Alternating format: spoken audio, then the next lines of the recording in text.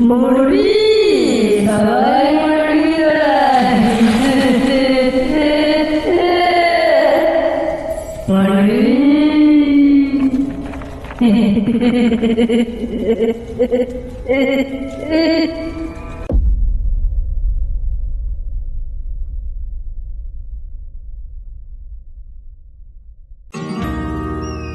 আজকের গল্প শ্মশানের প্রেতাত্মা। আর গল্প পাঠে থাকছি আমি আরজে রাজ। আর গল্পটি ভালো লাগলে অবশ্যই লাইক, কমেন্ট, শেয়ার এবং সাবস্ক্রাইব করে আমাদের পাশে থাকুন। চলুন শুরু করা যাক আজকের গল্প।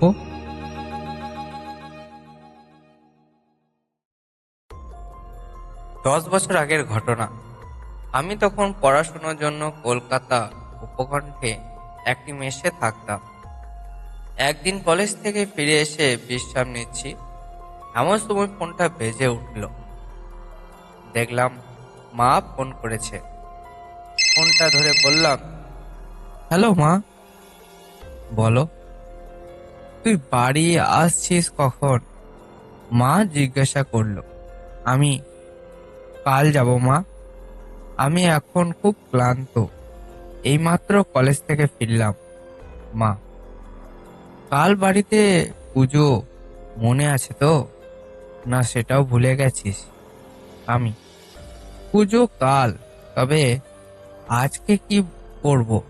মা, পুজোর আগে অনেক কাজ থাকে। তোর বাবা একাই আর কত দিকে সামলাবেন বল? তুই থাকলে ওনার ভালো লাগবে। তাছাড়া ঠাকুরমশাইয়ের কাল খুব তাড়া আছে। উনি বলে গিয়েছেন সকাল 9টার মধ্যে পুজো করে চলে যাবেন। এই ঠাকুরমশাই হলেন রতন চট্টোপাধ্যায়।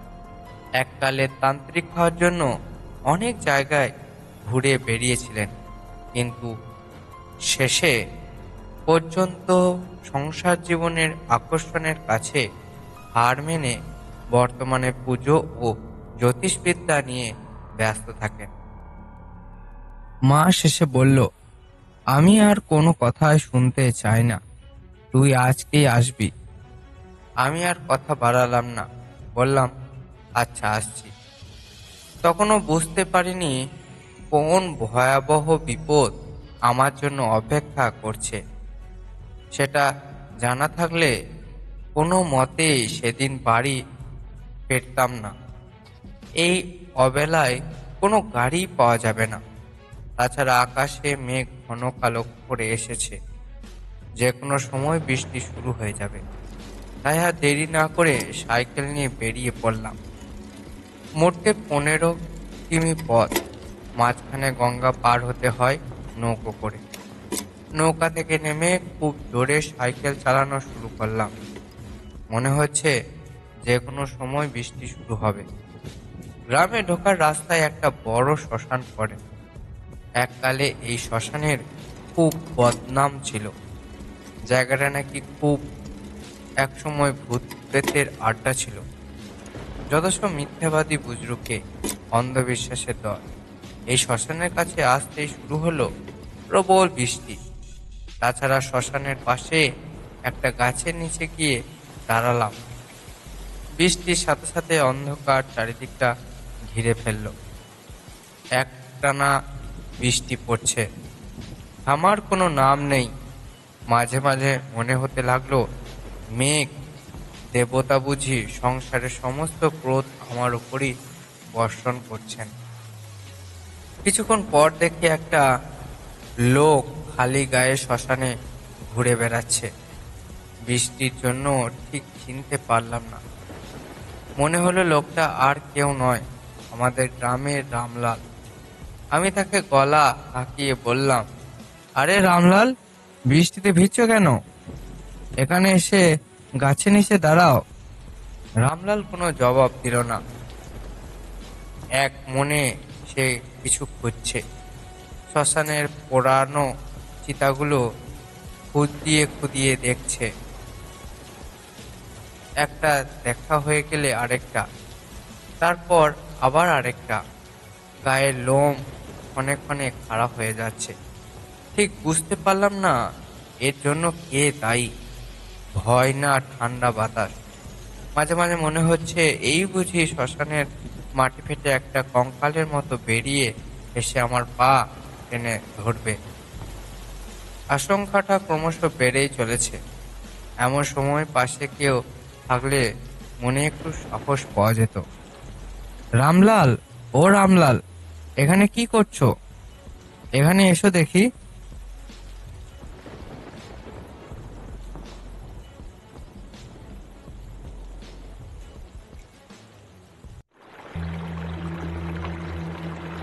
রামলাল আবার নিরুত্তর। আমার মনে হলো পাগলরা বোধ হয় কালা হয়, তা না হলে এত ডাকার পরে শুনতে পারে না।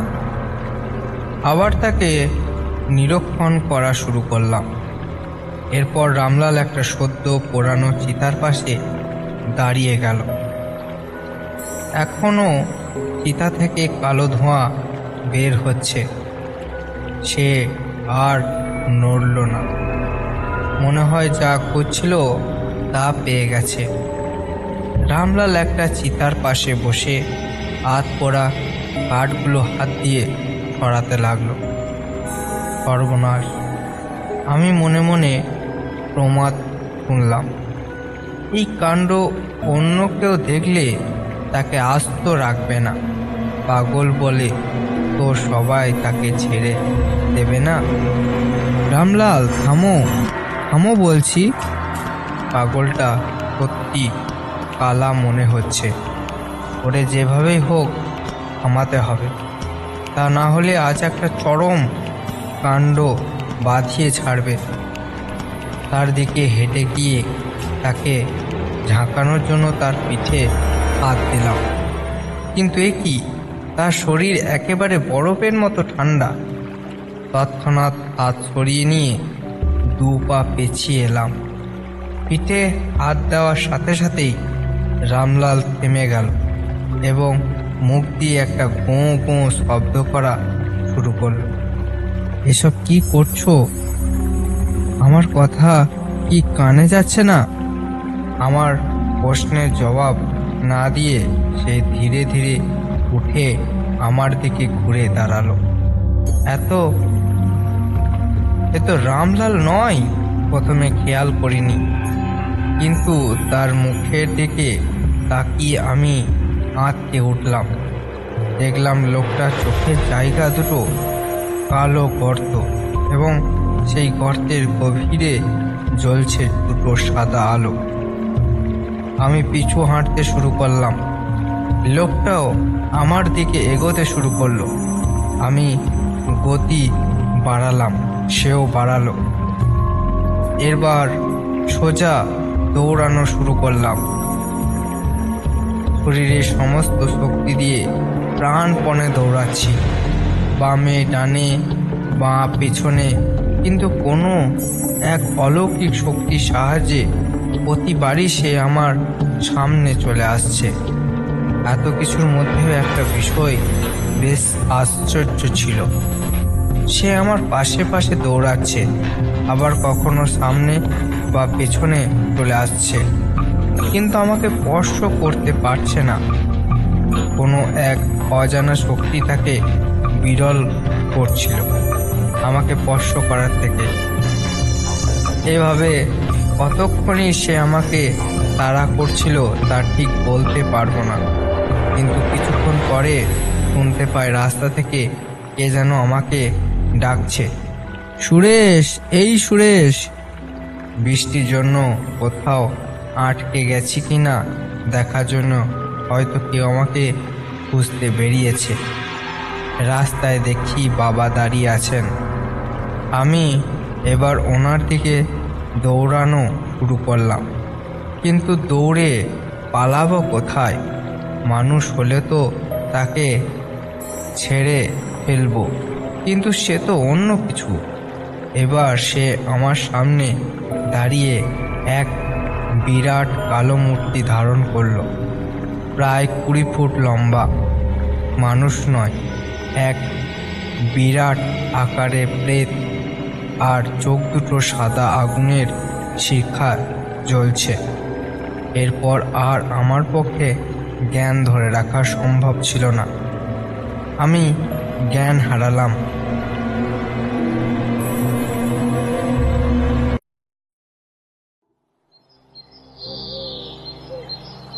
জ্ঞান ফিরল পরদিন সকাল 9টায়। ততক্ষণে ঠাকুরমশাই বাড়ির পুজো সেরে ফেলেছেন। চোখ খুলে দেখলাম বাড়ির সবাই আমাকে চারপাশে ঘিরে দাঁড়িয়ে আছে। তাদের দেখে বুঝতে পারলাম কাল জ্ঞান হারানোর পর তারাই আমাকে শ্মশান থেকে তুলে বাড়িতে নিয়ে আসে। নীরবতা ভেঙে বাবা প্রথম আমাকে জিজ্ঞাসা করলেন, কাল তুই শ্মশানে ওভাবে ছুটে বেড়াচ্ছিলিস কেন? আর আমাকে দেখে হঠাৎই বা অজ্ঞান হয়ে গেলি কেন? আমি কিছু বলার আগেই মা কড়া ধমকের সুরে জিজ্ঞাসা করলেন, সবার আগে তুই বল শ্মশানে গিয়েছিলিস কেন? তুই কি জানিস না সেই পবিত্র শ্মশানে এক অপবিত্র দেবতার বাস? রতন ঠাকুর তখনও বাড়িতে ছিলেন। তিনি কালী পুজোর প্রসাদের জন্য অপেক্ষা করছিলেন। সবাইকে থামিয়ে রতন ঠাকুর আমাকে বললেন, শোনো, এভাবে কিছু বোঝা যাবে না। সুরেশ, এক কাজ করো, কাল ঠিক কি হয়েছিল বলো তো? আমি পুরো ঘটনাটা বললাম। সব কথা শুনে মা কান্না শুরু করে দিল। বলল, আর কোনোদিন শ্মশানের রাস্তা দিয়ে বাড়ি আসবি না, এই বললুম। সমস্ত ঘটনা শুনে ঠাকুরমশাই বললেন, খুব জোর বেঁচে গেছো সুরেশ। গতরাতে তুমি এক দুষ্টু প্রেতাত্মার পাল্লায় পড়েছিলে। এক ধরনের প্রেত আছে যারা নির্জন স্থানে কাউকে একা দেখলে তার সামনে কোনো ঘটনার এক অশ্লীল মায়াজাল সৃষ্টি করে, যাতে সে সেই সব সত্যি মনে করে। ওই মায়াজালের ফাঁদে পা দেয়। তারপর সুযোগ বুঝে তাদের ঘাড় মটকে নিজের দলের সদস্য সংখ্যা বৃদ্ধি করে।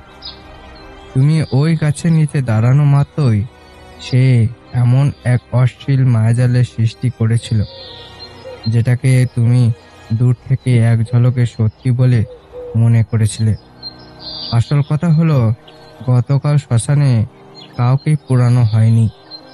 সবই তার অশ্লীল মায়া ছিল, তোমাকে তাদের দলে টেনে নেওয়ার জন্য। কিন্তু কোনো কারণেই হোক তার সেই উদ্দেশ্য পূরণ হয়নি। যতদূর মনে হয়, নির্জন স্থান দেখে সে ওই বটগাছের আস্তানা গেড়েছে। কিন্তু ঠাকুরমশাই, তার মায়া যদি এতই ভয়াবহ হয়, তবে সে আমাকে স্পর্শ করতে পারেনি কেন? ঠাকুরমশাই আমার হাতে বাঁধা একটা লাল সুতোর দিকে আঙুল দেখিয়ে বললেন, গত বছর কালী পুজোর পর এই সুতোটা তোমার মা তোমার হাতে বেঁধে দেয়। এই পবিত্র সুতোর শক্তির জোরেই সেই প্রেতাত্মা তোমাকে এক চুলো স্পর্শ করতে পারেনি। এই সুতো কোনো সাধারণ সুতো নয়, ভগবানের আশীর্বাদ প্রাপ্ত এক রক্ষা কবচ, যা তোমার মা গত বছর কালী পুজোর সময় বাড়ির বট গাছের সামনে এক মন্দিরে পুজো দিয়ে আশীর্বাদ হিসেবে প্রাপ্ত হয়েছিলেন। তারপর থেকেই সেই সুতো তোমাকে অনেক অনাদ্যুত বিপদের হাত থেকে অনেক সময় রক্ষা করেছে, কিন্তু তুমি কিছুই টের পাওনি।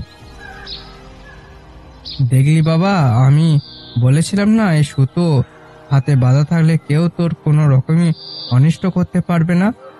প্রতিবারেই তোকে জোর করে পড়াতে হয়।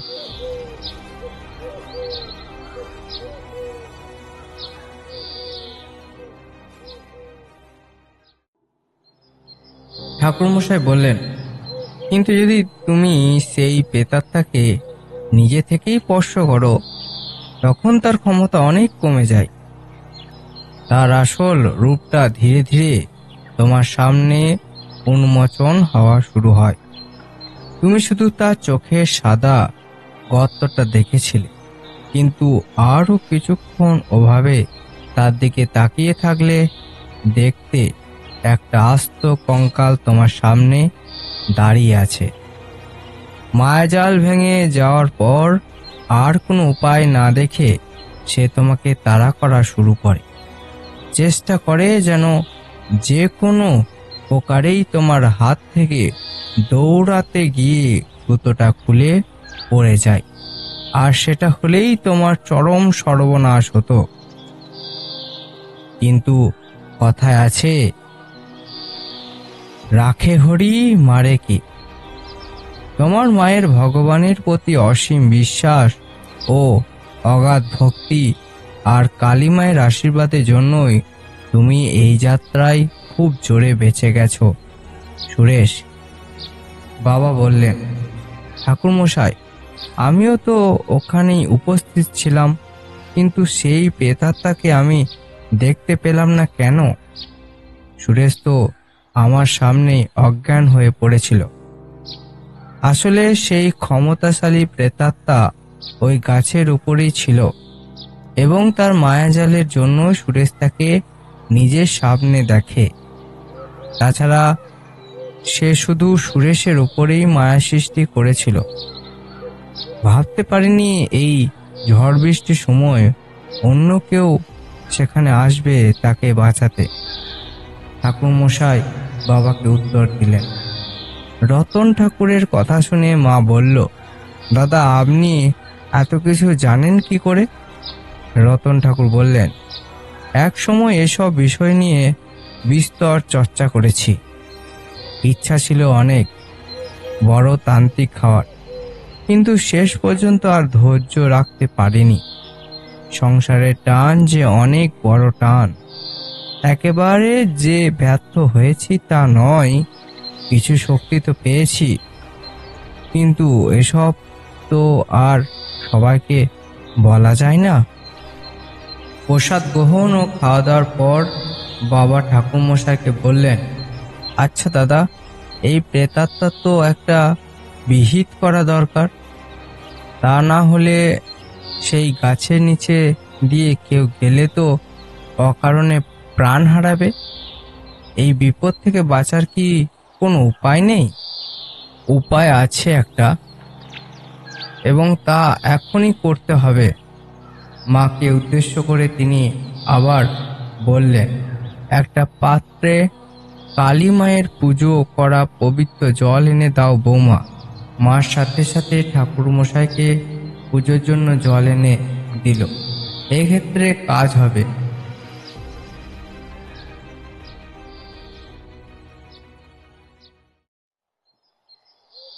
এই বলে তিনি শ্মশানের উদ্দেশ্যে রওনা হলেন। আমরাও তার সঙ্গে চললাম। এতক্ষণ গ্রামের অনেকেই ঘটনাটি জেনে গিয়েছিল, তাই তারা আমাদের সঙ্গে হাঁটতে লাগলো। পথে মন্দিরের পূজারীর সাথেও দেখা হলো।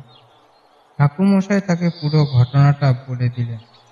সব শুনে পূজারীও আমাদের সাথে সেই শ্মশানের দিকে যেতে লাগলেন। সেই ভিড়ের মধ্যে আমি রামলালকেও দেখলাম। তাকে দেখে আমার সারা শরীর জ্বলে উঠল। ইচ্ছে হলো মাথায় দু চারটে গাঁটটা মারি। তারপর ভাবলাম, কালকের ঘটনার জন্য তার তো কোনো দোষ নেই, তাই তাকে গাঁটটা মারার কথা মন থেকে সরিয়ে ফেললাম। আমরা সবাই সেই বটগাছের নিচে এসে উপস্থিত হলাম। এরপর ঠাকুরমশাই বটগাছ থেকে রেত তাড়ানোর ব্যবস্থা শুরু করলেন।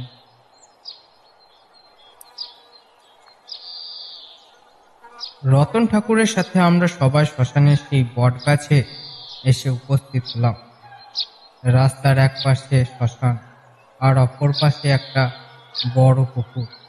বাইরে থেকে দেখে মনে হচ্ছে গাছটা 8-5টা গাছের মতো, কিন্তু আমরা জানি যে এই গাছটাতেই লুকিয়ে আছে এক অদৃশ্য বিভীষিকা, এক ভয়ানক মায়াবী প্রেতাত্মা। তার মায়াজাল ভেদ করা যে কোনো সাধারণ মানুষের দুঃসাধ্য। ঠাকুরমশাই প্রথমে বটগাছটাকে ভালোভাবে নিরীক্ষণ করলেন। তিনি কি বুঝলেন সেটা তিনি জানেন। তারপর তিনি মাটি থেকে একটা বড় কাঠি নিয়ে পাত্রের মধ্যে ডুবিয়ে তা থেকে কিছুটা জল আমার গায়ে ছিটিয়ে দিয়ে বললেন, সুরেশ, এখানে উপস্থিত সব মানুষের গায়ে তাড়াতাড়ি এই মন্ত্রপ্রত স্নানের জল ছড়িয়ে দাও। আমি সবার গায়ে স্নানের জল ছিটিয়ে দিয়ে পাত্রটা ঠাকুর মশাইকে দিলাম। তারপর তিনি বট গাছের চারিদিকে জল দিয়ে একটা বিশাল বড় বৃত্ত তৈরি করলেন। আমি জিজ্ঞাসা করলাম, এটা কি করছেন ঠাকুর মশাই? এটা নাম চক্রাবদ্ধ ক্রিয়া। এর কাজ যথাসময়ে বুঝতে পারবে। তিনি বললেন সবাইকে উদ্দেশ্য করে, সবাই শোনো, আমি যতক্ষণ না বলবো এই গাছের কাছে কেউ আসবে না। তারপর তিনি যা বললেন তা দেখে সবাই ভয়ে শুকিয়ে কাঠ হয়ে গেল। পাত্র থেকে বেশ কিছুটা জল নিয়ে তিনি বট গাছে ছড়িয়ে দিলেন। প্রথমে বট গাছের দু একটা ডাল নড়ে উঠল, তারপর ক্রমে ক্রমে গোটা গাছটা জোরে জোরে দুলতে শুরু করল। মনে হলো যেন এইমাত্র কারো ঘুম ভাঙল। এরপরেই শুনতে পেলাম একটা গভীর ও কর্কশ গলা।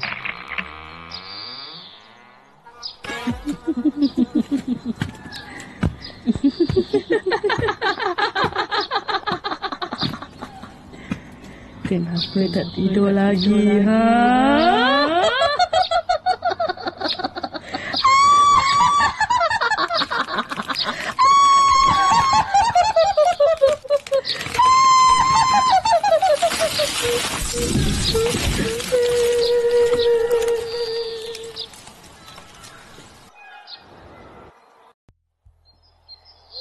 আমি, কেন? সেই মানুষ্য হস্ত প্রেতাত্মার প্রতি তোমার এত দরদ কিসে শুনি? রামলাল, বাবারে, প্রেতাত্মার আগুনে পুড়ে মরে যাবে না? তখন আমার সঙ্গে কে বন্ধুত্ব করবে আর কে খেলবে? আমি, তোমার বুঝি কোনো বন্ধু নেই? না। এরপর সে কাঁদো কাঁদো স্বরে বলল, জানো সুরেশদা, আমার সাথে কেউ খেলে না, সবাই আমাকে পাগল বলে খেপায়। আচ্ছা সুরেশদা, আমি কি সত্যি পাগল? রামলালের কথা শুনে তার উপর বড্ড মায়া হচ্ছিল। তাকে বললাম, না, তুমি পাগল নও। আর কে বলেছে তোমার কোনো বন্ধু নেই? তার হাত ধরে বললাম, আজ থেকে আমি তোমার বন্ধু। তোমার যখন খেলতে ইচ্ছা করবে আমার কাছে চলে আসবে, আমরা দুজনে মিলে খেলবো, যত খুশি। কেমন? রামলাল, তুমি তো শহরে থাকো, আমার সঙ্গে কখন খেলবে?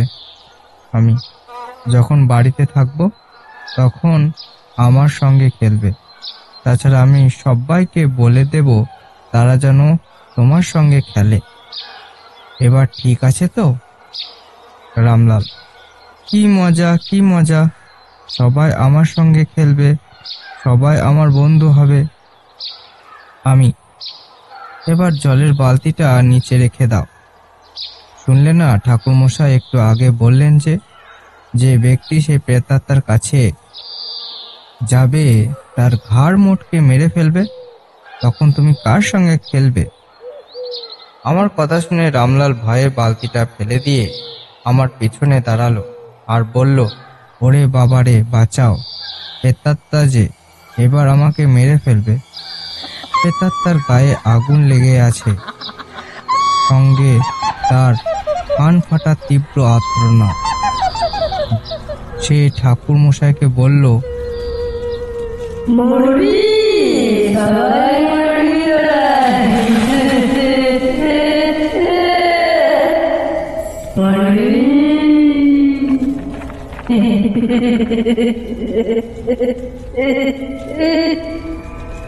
এরপর দেখি সেই প্রেতাত্মা যে ডালে দাঁড়িয়ে ছিল সেই ডালটা হঠাৎ দুলে উঠল।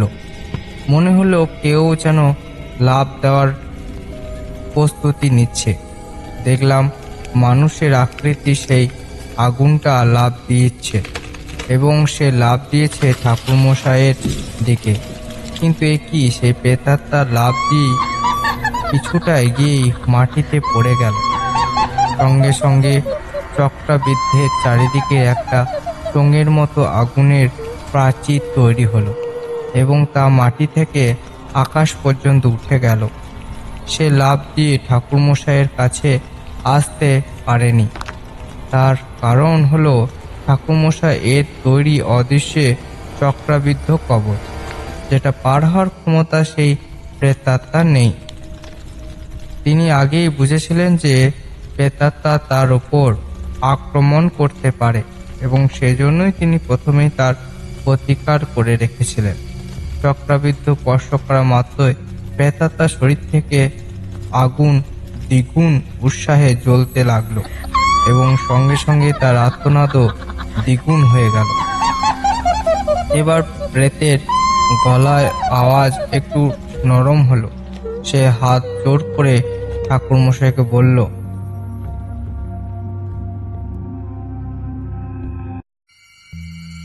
দোহাই তোমার করুন, আমাকে ছেড়ে দাও, মুক্ত করে দাও। এই যন্ত্রণা সহ্য করতে পারছি না যে। উফ, মরে গেলাম, উফ, মরে গেলাম।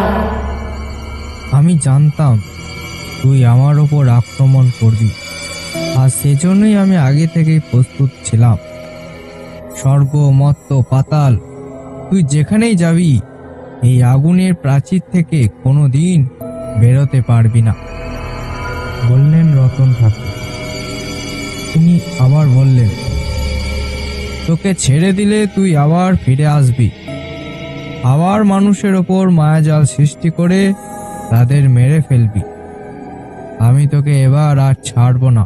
দোহাই আপনার, আমি কথা দিচ্ছি, এই শ্মশান ভূমি ছেড়ে, এমনকি এই গ্রাম ছেড়ে আর এই জগৎ ছেড়ে চলে যাব। আর ভবিষ্যতে কোনোদিন কোনো মানুষকে হত্যা করব না। আমি প্রতিশ্রুতি দিলাম। দোহাই, এবার আমাকে ছেড়ে দাও। কাকুতি মিনতি করে বলল সেই প্রেতাত্মা। কথাটা যেন মনে থাকে। কিন্তু তুই এখান থেকে চলে গিয়েছিস সেটা কিভাবে প্রমাণ করবি? রতন ঠাকুর বললেন, যাওয়ার সময় আমি পুকুরের জল তোমাকে ভাগ করে দিয়ে যাব। বললেন সেই প্রেতাত্মা। এরপর ঠাকুরমশাই পাত্র থেকে কিছুটা স্নানের জল নিয়ে মন্ত্র করে সেই জ্বলন্ত আগুনের প্রাচীরের মধ্যে নিক্ষেপ করলেন। মন্ত্র পাঠ করা জল পড়ার সঙ্গে সঙ্গে চক্রাবৃদ্ধ সম্পূর্ণরূপে আকাশে মিলিয়ে গেল। ঠিক সাথে সাথে দেখলাম একটা অগ্নিমূর্তি দৌড়ে গিয়ে পুকুরের ঝাঁপ দিল এবং মুহূর্তের মধ্যে পুকুরের জলকে দুই ভাগে ভাগ করে দিয়ে পুকুরের অপর প্রান্তে গিয়ে মিলিয়ে গেল।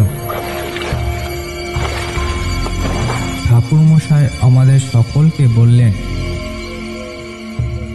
সবাই নিশ্চিন্তে বাড়ি যাও, আর কোনো ভয় নেই। প্রেতাত্মা চলে গেছে, সে আর এখানে আসবে না। গ্রামে সবাই চিন্তা মুক্ত হয়ে যে যার বাড়ি চলে গেল। এরপর আমিও আমার দু একজন বন্ধুর মাঝে মাঝে রতন ঠাকুরের বাড়ি যেতাম। তিনি তার জীবনের নানান অভিজ্ঞতা আমাদের বলতেন। এমন একদিন আমি তাকে জিজ্ঞাসা করলাম, আচ্ছা ঠাকুরমশাই, প্রেতাত্মা কি আবার ফিরে আসতে পারে? তিনি বললেন, না, সে আর ফিরে আসবে না। আমি মন্ত্র বলে এই শ্মশান ভূমি ও এই গ্রামে তার প্রবেশ চিরকালের জন্য বন্ধ করে দিয়েছি। তবে হ্যাঁ, তার মধ্যে যদি প্রতিশোধমূলক তৈরি হয় তবে সে নিজে না এসে অন্য কাউকে দূত হিসাবে পাঠাতে পারে। অন্য কেউ মানেটা ঠিক বুঝলাম না ঠাকুরমশাই, আমি জিজ্ঞাসা করলাম। আমার প্রশ্নের উত্তরে ঠাকুরমশাই বললেন, প্রেতাত্মা তো আর দুনিয়ার একমাত্র প্রেত নয়। দুনিয়াতে আরো অনেক প্রেতাত্মা, শাঁকচুন্নি, পিশাচ, দৈত্য, দানব, আরো অনেক কিছু আছে। সেই প্রেতের এমন কোনো অনুচর থাকতে পারে তো? প্রতিশোধ খুবই ভয়ঙ্কর, আর সেটা মানুষের মধ্যে যেমন আছে তেমনই আছে প্রেত জনির জীবদের মধ্যেও। তারা সংসারে সব ধর্ম ত্যাগ করতে পারেনি বলেই তো প্রেত জনিতেই স্থান পেয়েছে। আমি চমকে ওনাকে বললাম, আপনি গ্রামবাসীদের ভালো করার জন্য নিজের ওপর এত বড় বিপদ ডেকে আনলেন? যখন বিপদ আসবে তখন দেখা যাবে। অনেক বেলা হয়ে গেল, এখন তুমি তাড়াতাড়ি বাড়ি যাও, নয়তো তোমার মা আবার দুশ্চিন্তা করা শুরু করবেন। ঠাকুরমশাই বললেন। ঠাকুরমশাইকে বিদায় জানিয়ে আমি বাড়ি চলে এলাম। এরপর থেকে আর কোনোদিন কোনো বিপদ ঘটেনি গ্রামবাসীদের সাথে।